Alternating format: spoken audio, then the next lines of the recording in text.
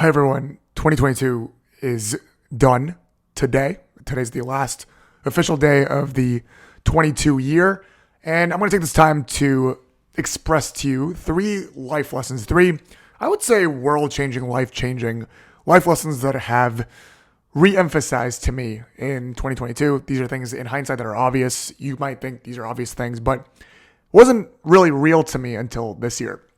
I would say this year was the best year of my life, and I really embraced my lifelong slogan of living life to the fullest. And I try to fill every single minute with things that I love to do, with people that I love to do.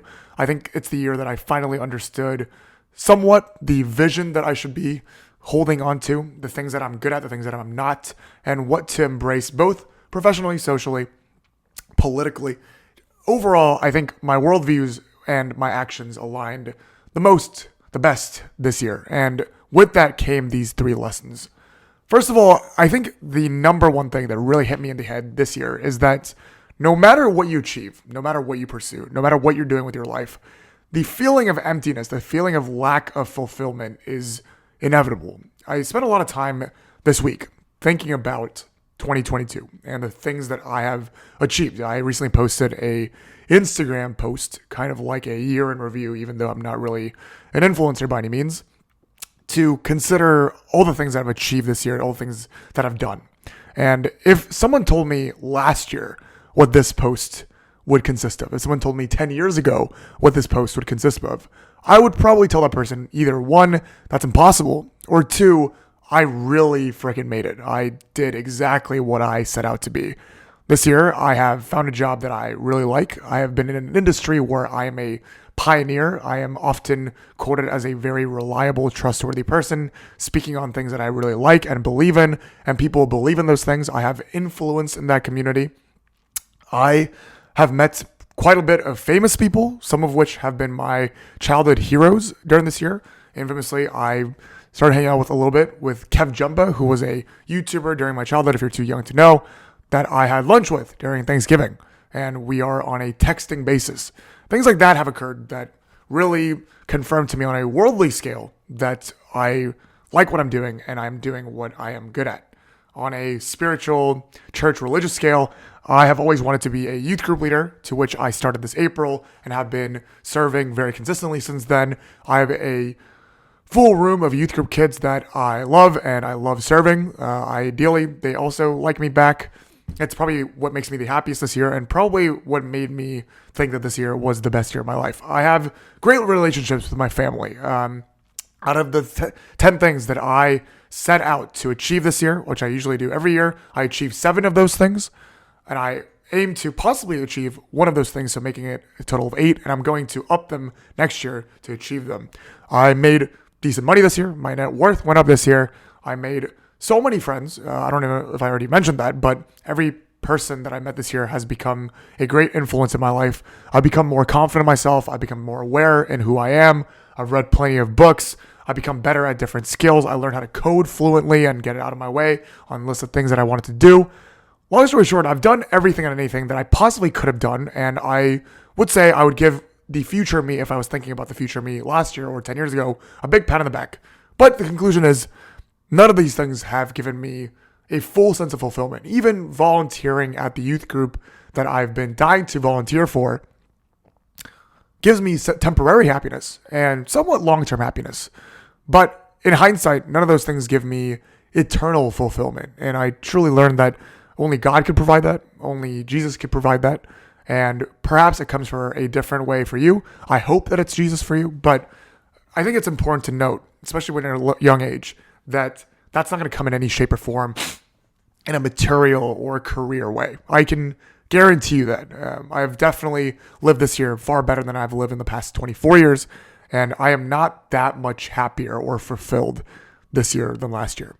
Secondly, speaking of people, one thing that I romanticized for a very long time is this idea of having a consistent, long-running friend group for my entire lifetime. And it's something that I've struggled with just because I've moved around a lot. I immigrated to the United States when I was 7.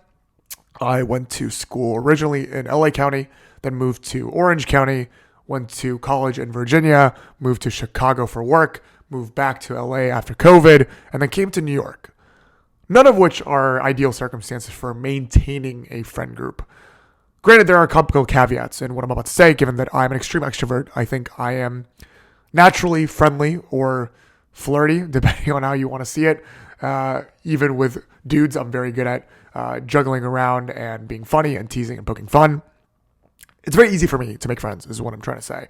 But at the end of the day, there's still that empty feeling of perhaps this person not knowing me for 10, 15, 25 years, which other people have, especially as a group. I've let that go. And I haven't let that go because I've given up on it. There's still friends that I have at back home that I've now known for more than a decade that know me better than anyone. Some of my college friends now I have known for almost a decade. But I think the beauty of life, the beauty of moving around, and especially the beauty of this current era with the ability to communicate over phone, digitally, find friends online, is that you could find new friends constantly. And there are people to improve you and enhance you by having them around you. In fact, I don't really want to pursue the one constant group forever. That's important. And I actually do have friends like that from college and back home, like I mentioned. But I've really learned to idealize and treasure the fact that I constantly have new friends. The people that I'm closest to now are not the friends that I was closest to 6 months ago, and not the friends that I was close to definitely a year ago. And of course, there's cons of that. And I think it's part of this optionality, short attention span, shopping around mentality that the current Gen Z has. 100% cons for it. But if that's the reality, I can't change that reality. And I wasn't someone that grew up in LA, went to UCLA, has a job right outside of LA, and has those friends since sixth grade, which I can't change. It's something that I literally cannot do anymore. I might as well embrace the reality that's facing me in front of me, which is this New York lifestyle, this new city every once in a while lifestyle. And I've been given the talents and the gifts to be able to make friends constantly and make interesting friends that constantly make me a better, more diversified person. I truly believe that we're entering an era where you need to be malleable, and the people that are able to understand across cultures, across spectrums, across different levels of diversity, not just in race, but just in every shape and size, will win, because there's just so much niche things going on that if you're able to adapt and understand those things, you're going to be a winner. My last thing, I think, juxtaposes both things I just said and is a summary of 2022, and it's that nothing is predictable. Nothing is planned. It's almost impossible to get everything perfectly, and that's okay.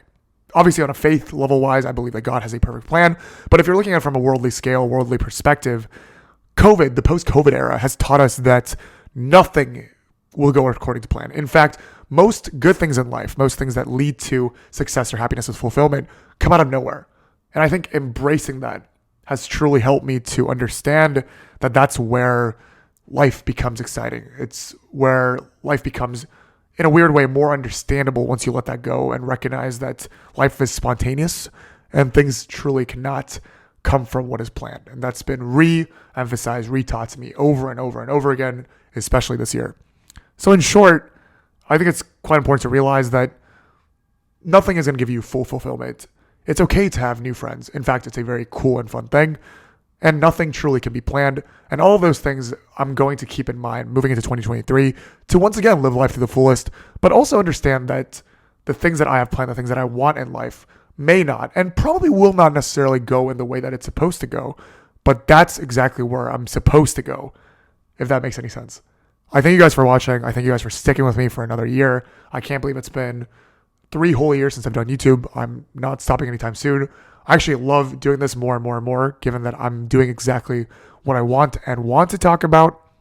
I hope that 2022 has been also the best year of your life. And if it hasn't, you have infinitely more chances. And in fact, every year doesn't have to be the best. Live life to the fullest for every minute, every day. I thank you guys so much for watching and being with me.